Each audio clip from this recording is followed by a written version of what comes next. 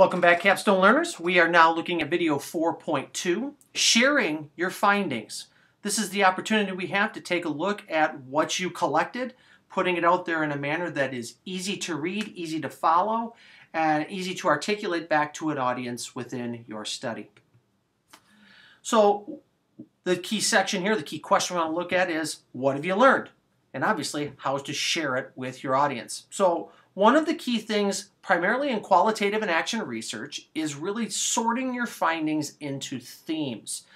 Most of you, whether you do any sort of a survey research, whether you do focus group, even in some cases it can happen in case study approaches, you are going to find patterns that emerge. Those patterns become highly important as we start to go forward here. And so we want to sort those into themes. As you see the patterns emerge, putting those things together is very, very important. And so what I've laid in front of you here is just a simple visual to kind of see how you would put that together in your study. So assuming you're in chapter 4, in the body of chapter 4, putting these things together, you might label your first heading as student growth, and then simply drop theme 1, theme 2, and theme 3 in there. And then as you start to see the major heading of teacher growth, you might do the same thing here with 1, 2, and 3. Key thing is each theme becomes a section. You've got 2 major components within chapter 4 of the things you found, but each theme kind of carries its own weight as you go along. For each theme, you're going to want to make a claim. So I fleshed this out a little bit further for you to take a look at. So back again to the student growth aspect of things. Theme 1. Let's just say that this is our first one. Students desire personal coaching while using online instructional tools during class time. From there, then, you can flesh out what your data had to say. You can start to talk a little bit more about those ideas. You can bring up some of the pieces that you might have heard through interviews, through focus groups, and things of that nature. And the same process would go through with theme 2 and theme 3. Just putting an example in front of you here, online instructional tools do not replace the teacher in the classroom. Data follows after that, a few paragraphs to support that idea. Theme 3, again, doing the same thing. You want to support your claim with specific evidence from your data. So, your observations, your student work, like I said before, interview, focus group comments, surveys, etc., really follow after each one of those theme statements. So, depending on the style of evidence that you have, this can be placed within the chapter findings or references in the appendix section of your paper.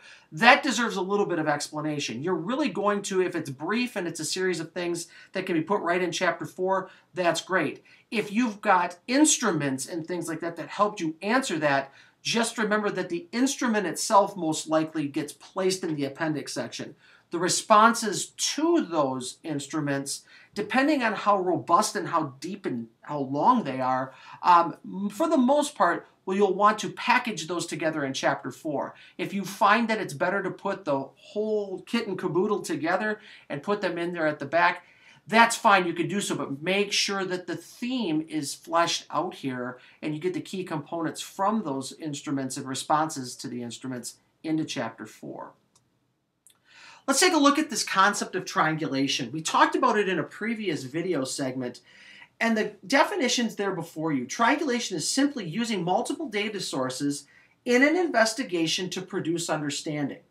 What we're after here is you walked into this study with this working understanding or a hypothesis or this educated guess, let's just call it that what you were about to study was going to yield a result. You followed that up by looking at research in chapter 2 from other people that either supported it, refuted it, or turned you in a little direction, different direction one way or the other.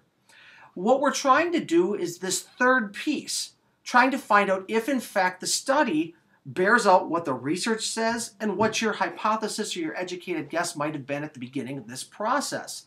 We're really trying to use as many of those pieces as possible to tell us a story. We really call that process triangulation.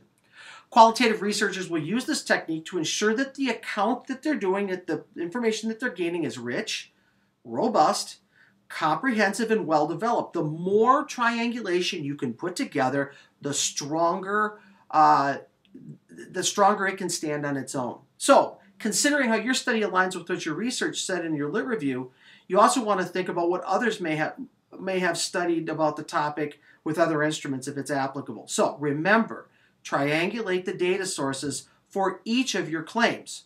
So each claim will have some things that you had a hunch on, what the information or the literature said in Chapter 2, as well as what your study's bearing out. The more often you can do that, the stronger your study will be.